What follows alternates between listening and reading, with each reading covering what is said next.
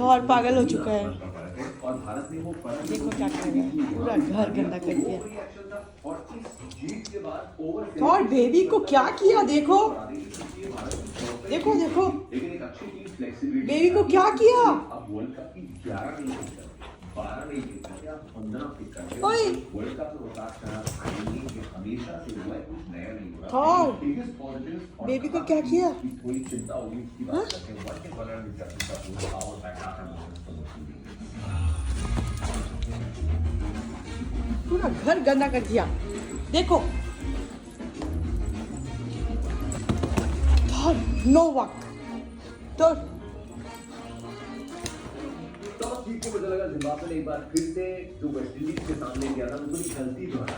अब क्या आपके मन में चल रहा है कि let's give ourselves the best chance. अगर आप बेस्ट चांस देना चाहते हैं तो कंडीशन सॉरी टीम की बैटिंग आप जानते हैं अगर ये क्लिक हो गया और अच्छी बैटिंग तो उतने रन बना देंगे कि आपको आउट बैक करेंगे। वेस्ट इंडीज ने जिम्बाब्वे को आउट बैक कर दिया, जिम्बाब्वे को आउट बैक कर दिया। जिम्बाब्वे की पिछले 40 ओवर